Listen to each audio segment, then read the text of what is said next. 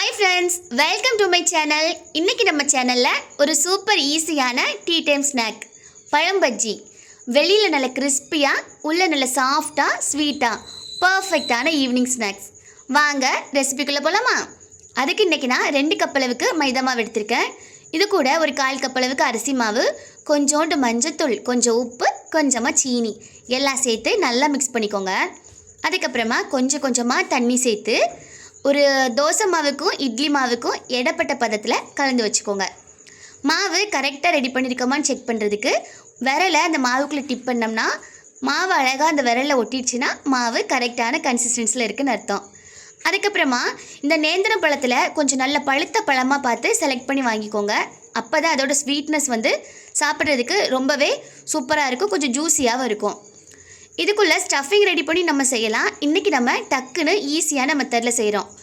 இந்த மாதிரி 2 பழத்தை கட் பண்ணி சின்ன சின்ன ஸ்லைசஸாக நீங்கள் கட் பண்ணி வச்சுக்கலாம். நீல வாக்கில் குட்டீஸ் இந்த மாதிரி ரவுண்டாக கட் பண்ணி ஃப்ரை பண்ணி கொடுக்கும்போது விருப்பப்பட்டு சாப்பிடுவாங்க. அதனால் இன்றைக்கி நான் 2 ஷேப்பில் செய்கிறேன். எண்ணெய் சூடாயிடுச்சான்னு ஒரு தடவை செக் பண்ணிக்கோங்க. மாவிலேருந்து ஒரே ஒரு சொட்டு அந்த எண்ணெயில் விட்டு பார்த்தோம்னா அழகாக அது மேலே எலும்பி வந்துருச்சுன்னா எண்ணெய் கரெக்டாக ரெடியாக இருக்குன்னு அர்த்தம்.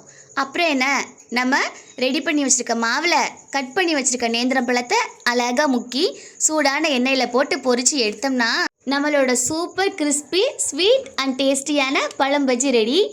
ஈவினிங் டீக்கு ஒரு பர்ஃபெக்டான காம்போ. கிட்ஸ் என்ன பெரியவங்க கூட இதை ரொம்பவே விரும்பி சாப்பிடுவாங்க. ட்ரை பண்ணி பார்த்துட்டு உங்களோட ஒப்பீனியனை கமெண்டில் சொல்லுங்கள். ரெசிபி பிடிச்சிருந்துச்சுன்னா மறக்காமல் லைக் அண்ட் ஷேர் பண்ணுங்கள். இன்னும் நம்ம சேனலை சப்ஸ்கிரைப் பண்ணலனா ஜெனிஃபர்ஸ் குக்கிங் கார்னருக்கு சப்ஸ்கிரைப் பண்ணிடுங்க. தேங்க்ஸ் ஃபார் வாட்சிங். அடுத்து வேறு ஒரு ரெசிபியில் பார்க்கலாம். Tata, bye bye.